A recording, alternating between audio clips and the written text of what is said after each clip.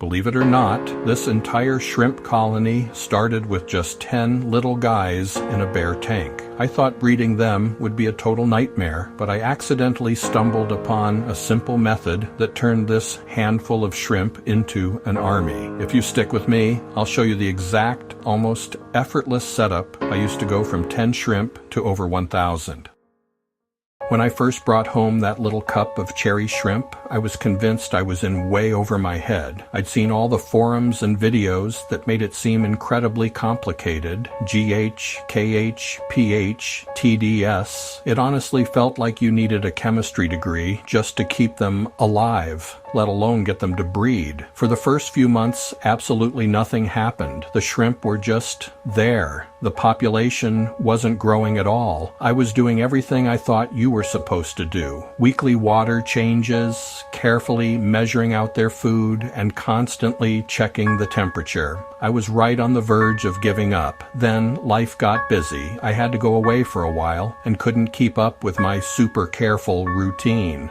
I came back expecting the worst, but instead I found the tank was teeming with tiny, almost microscopic baby shrimp. That's when it all clicked. My constant meddling was actually the problem. I had accidentally discovered a hands-off approach that created a massive population explosion. Today I'm sharing the 5 secrets that came from that happy accident, the exact method that turned my 10 shrimp into a thriving colony of over 1,000. My first and most important secret is to just leave the tank alone. I know it sounds completely backward, but for breeding shrimp, stability is everything. They don't need perfect water parameters. They need water parameters. When you're constantly doing big water changes, you're creating swings in temperature, pH, and water hardness that really stress the shrimp out. And stressed shrimp do not breed. Instead of my old weekly routine, I switched to a small 10% water change every 2 weeks. And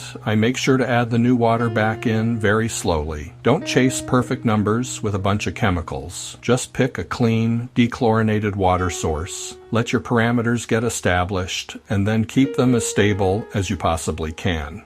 Your goal is to create a mature, stable environment where the shrimp feel secure enough to do their thing. The next secret is to make sure there's always food available, but I'm not talking about dropping in pellets every day. The real key to a population boom is biofilm. Biofilm is that slimy, invisible layer of microorganisms that grows on literally every surface in your tank.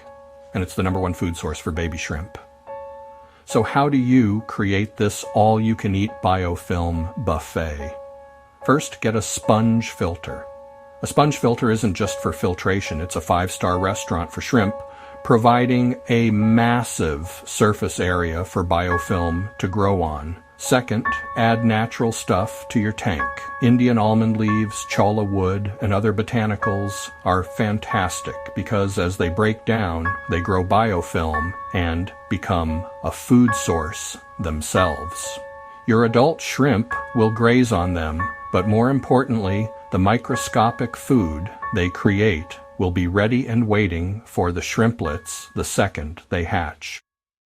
When a female shrimp has babies, you can get around 20 to 30 tiny, vulnerable shrimplets. For the first few weeks of their lives, they are incredibly small, and their only instinct is to hide so they don't get eaten, sometimes even by their own parents. If they don't have enough cover, their survival rate will be heartbreakingly low. This is where my third secret comes in. You have to create a baby shrimp safe haven. The best way to do this is with live plants. Specifically, mosses like Java moss or Christmas moss are non-negotiable for a breeding tank. These dense plants create an endless maze of hiding spots that protect the babies from any and all threats. They also act as another food source, trapping little bits of detritus and growing biofilm right where the babies are hiding. A simple clump of moss can truly be the difference between losing all your shrimplets and having dozens survive from every single hatch. If these simple tips are already starting to make sense, do me a quick favor and hit that subscribe button. I'm all about making this hobby easy and fun for everyone, and I've got plenty more simple guides on the way.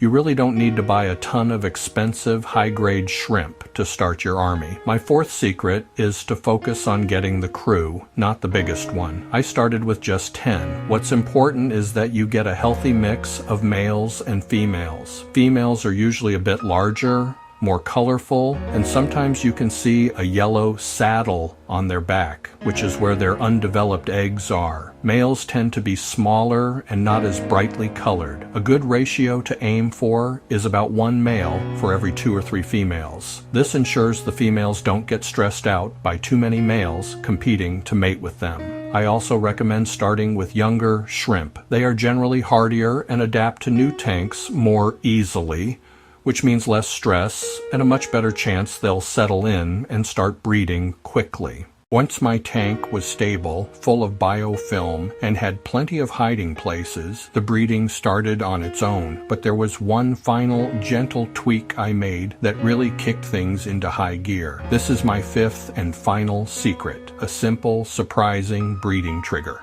I just slightly and slowly raised the water temperature. I bumped my heater up just a couple of degrees to sit around 75 to 76 degrees Fahrenheit, or about 24 degrees Celsius. This small increase in warmth helps simulate the seasonal changes that trigger breeding in the wild. It's a little signal to the shrimp that conditions are perfect for reproduction. You have to be careful, though. Raising it too high, like over 80 degrees, can actually stress them out and shorten their lifespan. But that small, gentle bump into their upper optimal range was the final piece of the puzzle. Within a couple of weeks, it felt like almost every female in the tank was buried, carrying a clutch of eggs under her tail. So, to quickly recap the 5 secrets. First, adopt a leave-it-alone philosophy and make stability your #1 priority. Second, create a 24/7 buffet by encouraging biofilm to grow with a sponge filter and botanicals. Third, build a safe haven for baby shrimp with dense mosses like Java moss. Fourth, start with the right crew of about 10 healthy young shrimp with a good male-to-female ratio. And fifth, use a slight gradual temperature increase to about 76 degrees as a gentle breeding trigger. It really is that straightforward. I went from being a frustrated beginner to having a tank so full of shrimp I couldn't possibly count them, all because I stopped trying so hard and just let nature do most of the work. This simple, low-effort method proves you don't need to be an expert to have incredible success. What's the one thing that has helped you the most with breeding shrimp? Let me know down in the comments below. Thanks for watching, and if you want to see more simple aquarium guides just like this one, be sure to subscribe. You can also check out this next video for more tips on creating a thriving aquatic ecosystem. Keep it simple, and I'll see you next time.